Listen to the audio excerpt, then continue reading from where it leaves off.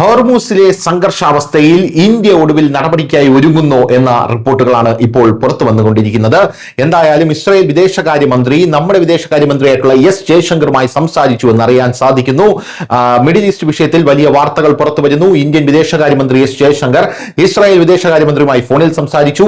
ചൊവ്വാഴ്ച ഉച്ചകഴിഞ്ഞ് ഇസ്രായേൽ വിദേശകാര്യമന്ത്രിയുമായി ഫോണിൽ സംസാരിച്ചതായും പശ്ചിമേഷ്യയിലെ നിലവിലെ സാഹചര്യത്തെക്കുറിച്ച് നിരവധി വശങ്ങൾ ചർച്ച ചെയ്തതായും ജയശങ്കർ ഒരു സോഷ്യൽ മീഡിയ പോസ്റ്റിലൂടെ അറിയിച്ചു.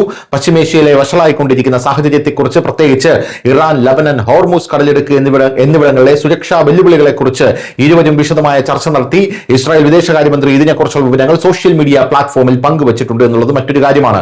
ഇറാൻ ആണവായുധങ്ങൾ സ്വന്തമാക്കുന്നത് തടയേണ്ടത് അത്യാവശ്യമാണ് എന്നുള്ളതാണ് ഇസ്രായേലിന്റെ വാദമെന്ന് പറയുന്നത്. അന്താരാഷ്ട്ര സമൂഹത്തിന്റെ സുരക്ഷയ്ക്ക് ഇറാൻ ആണവായുധങ്ങൾ നേടുന്നത് തടയേണ്ടത് അത്യാവശ്യമാണെന്ന് ഇസ്രായേൽ വിദേശകാര്യമന്ത്രി ഗിഡിൻ സാർ പറഞ്ഞു.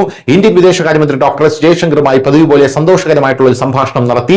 ഇറാനെക്കുറിച്ചും ഹോർമൂസ് കടലിടുക്കിനെക്കുറിച്ചും ലബനനെക്കുറിച്ചും ഞങ്ങൾ ചർച്ച ചെയ്തു. ഇറാൻ ആണവായുധങ്ങൾ നേടുന്നത് തടയുന്നതിനുള്ള വ്യവസ്ഥകളെക്കുറിച്ച്, അതായത് ഇറാനിൽ സമ്പുഷ്ടീകരണം നിരോധിക്കുക, സമ്പുഷ്ടമായ വസ്തുക്കൾ നീക്കം ചെയ്യുക, അങ്ങനെയുള്ള ചർച്ചകളിൽ വ്യക്തമായ US നിലപാട് മുഴുവൻ അന്താരാഷ്ട്ര സമൂഹത്തിനും അനിവാര്യമാണ് എന്നാണ് ഇസ്രായേൽ പറയുന്ന ഒരു കാര്യമെന്ന് പറയുന്നത്. എന്തായാലും കപ്പൽ ഗതാഗത സ്വാതന്ത്ര്യത്തിൽ ഇറാൻ സൃഷ്ടിക്കുന്ന തടസ്സങ്ങൾ ആഗോള സമ്പദ് വ്യവസ്ഥയ്ക്ക് വലിയ നാശനഷ്ടങ്ങൾ വരുത്തിവെക്കുന്നുവെന്ന് ഗിഡിയൻ സാർ പറഞ്ഞു. ഇന്ത്യയും ഗൾഫ് രാജ്യങ്ങളും ഉൾപ്പെടെ എല്ലാ രാജ്യങ്ങളുടെയും വാണിജ്യ കപ്പലുകൾക്ക് സുരക്ഷിതമായി സഞ്ചരിക്കാൻ കഴിയുന്ന തരത്തിൽ നിർണായക നടപടിയുടെ ആവശ്യകത ഇപ്പോൾ നിലവിലുണ്ട്. ലബനനിലെ സാഹചര്യത്തെക്കുറിച്ചും അദ്ദേഹം വലിയ ചിന്തകളാണ് പ്രകടിപ്പിച്ചത്. News desk Malayalam.